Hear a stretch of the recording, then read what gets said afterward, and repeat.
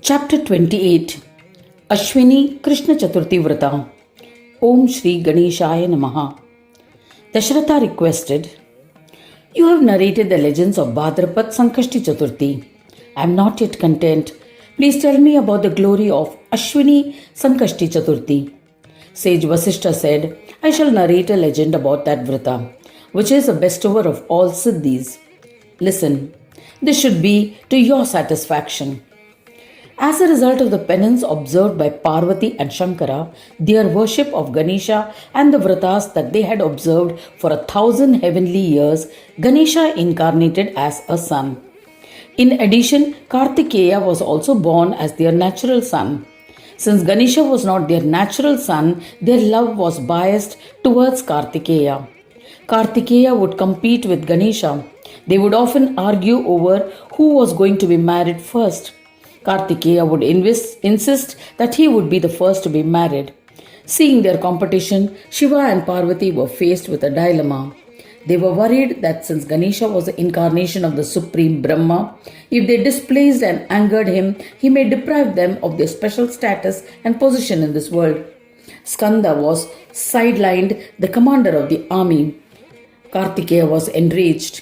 It would be inappropriate to sideline Kartikeya and marry Ganesha first. They managed the troublesome situation by trickery.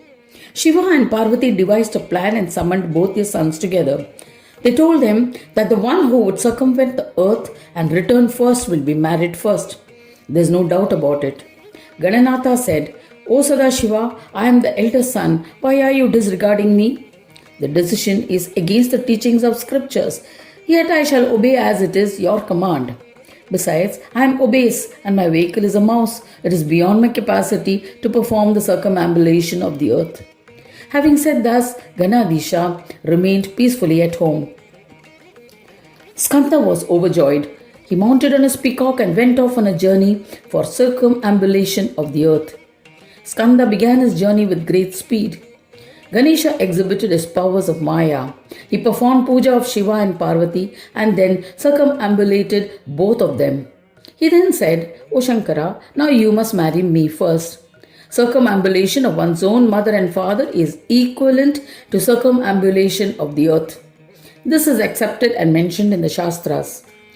Hearing this argument of Ganesha, Shankara was shattered and said, "O child, I shall immediately arrange for your marriage. But please don't be enraged." Parvati, overwhelmed by her affection for Skanda, met Shankara in solitude and asked him, "Why did you honor Dundi's wishes and not Kartikeya's wishes?" Shankara explained, "O Parvati, if we anger Ganesha, we shall lose everything. There's no doubt about it. Set aside your love for your son and fulfill your dharma. He is not only a son but is the eternal Brahma who has incarnated in our home." Saying this to Parvati, Shankara with a heavy heart arranged the marriage of Ganesha. Just as the marriage rituals were concluding, Kartikeya returned. At that time, Vigneshwara created an extraordinary obstacle. Narada manifested suddenly and said to Kartikeya, "Your parents have performed the rites of Ganesha's marriage. Though you are the commander of the army, they have cheated you and committed this condemnable offense. Therefore, you must avoid meeting your parents." Narada said this to create misunderstandings and confusion. Skanda was provoked and went to Sri Shaila mountain. When Shiva and Parvati heard of these events, they went in search of Kartikeya and reached the Shaila mountain. Kartikeya fled. He fled in a cave in the Krauncha mountain. Shankara and Parvati were heartbroken. Just then, the illustrious Brahmin Mudgala arrived. Seeing him, both performed his puja appropriately. After offering an asan, Parvati wept and asked him, "Please suggest a remedy for our distress. Tell us how to persuade Skanda to meet us." Mudgalacharya then said, "O illustrious Shambhu, you are the omnipresent Lord. She is the primordial Shakti, the embodiment of wisdom and bestower of all things, the omniscient one. You have two different natured sons, both of which have been described by the Shastras. You are incomparably blessed. Brahmanayaka Vignesha has incarnated as your son when you attain Samadhi with the practice of yoga. He is referred to as Chintamani. Body is a manifestation of Shakti and the soul within is the expression of Purusha, which is you. The union of both attained by the powers of yoga had resulted in the manifestation of the divine as your son. You are Ardhanarishwara, a composite androgynous form of Lord Shiva and his consort Parvati. Ardhanarishwara is depicted as half male and half female, split down the middle. The right half is usually the male Shiva, illustrating his traditional attributes. Gajanana has manifested from you, O Shambhu. He is the one who bestows divinity, there's no doubt about it. Parvati is a form of Shakti who separated from you. As a result, your Deha became different. From your separated distinct Dehas, your son Skanda was born. Skanda offers you physical happiness. Ganesha as your son offers mental peace and happiness.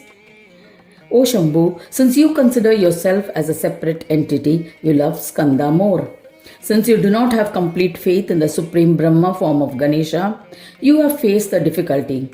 Hence, worshipping him is your only solution.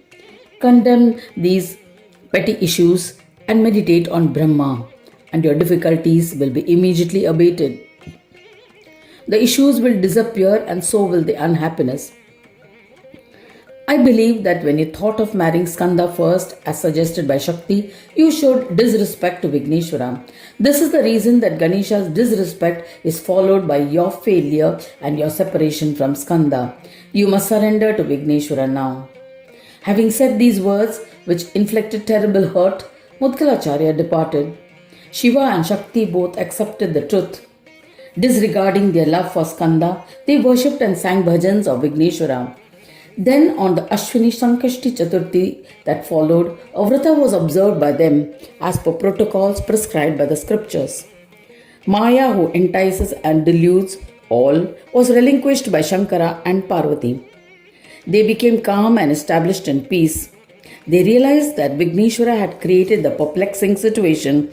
Who is the child here? Who are the parents? These situations are the creations of Maya when he exhibited his prowess. When they surrendered to him, he created a miracle and influenced the mind of Skanda. O Dasharatha, listen to the events that followed. Skanda questioned himself. I had foolishly forsaken my father and mother and competed with Ganesha. Ganapati is the supreme and the manifestation of the Brahma himself. Shiva and Parvati had worshipped him by performing severe penance, and as a boon, Ganesha was born as their son. He is the Lord of Swananda, the consort of Siddhi and Buddhi, and is himself the form of Yogashanti. I was ignorant and did not comprehend this enigma. Thinking in this manner, Skanda immediately returned to Kailash. He paid his respect to Vignesha and worshipped him with devotion. He praised him by chanting the Atharvan Varshirsha Sukta. He paid his respects to Uma and Sadashiva by performing Sashtang Namaskar and pleased them. They welcomed and honored him. He became their ardent devotee and obeyed the command. Thus he attained Shanti Yoga. Later, when Shiva asked him to get married, he refused, saying, "Women are the cause of bondage. I am immersed in the service of Ganesha, hence I do not wish to be bound by attachment for a woman." Despite Shiva's insistence, he continued to worship Ganesha and sacrificing the bondage of Maya, he engrossed himself in worship of Gananayaka. He became a profound devotee of Ganesha. In this manner, I have narrated the incredible peace-bestowing observance of Sankashti Chaturthi Vrata, which unites all. I shall narrate to Dasharatha one more legend that destroys all sins. A sinful Brahmin lived in the province of Vanga. Forsaking his dharma as a Brahmin, he would regularly consume alcohol. He was in a relationship with a woman belonging to the Yavana clan. He became powerful. It is impossible to describe the sins committed by him. One who describes the sins committed by others also becomes a sinner. He was a blot on his caste. Once the sinner was afflicted with fever. It was Ashwini Sankashti Chaturthi that day. He had not consumed any food or water throughout the day because of fever. At moonrise, he ate rice porridge and broke his fast. The Brahmin continued to suffer from fever and finally succumbed. Ganesh Dutas took him to Swananda Loka, where he merged with the divine Brahma. In this way, a great sinner attained liberation because he had observed the vrata. What can be said about those who follow it ritualistically? Many people have enjoyed pleasures on this earth and in the end attained liberation and divinity. This is the glory of Sankashti Chaturthi. Such occurrences are innumerable. Anyone who reads or listens to the legends of the glory of Ashwini Sankashti Chaturthi will attain all worldly things and in the end ascend to the abode of Ganesha. Thus ends the 28th chapter titled Ashwini Krishna Chaturthi Vrat in the 4th Khanda of the Purana Upanishad, Shrimad Mudgal Puran, describing the legends of Gajanana. Dedicated to Sri Gajanana. End of chapter 28.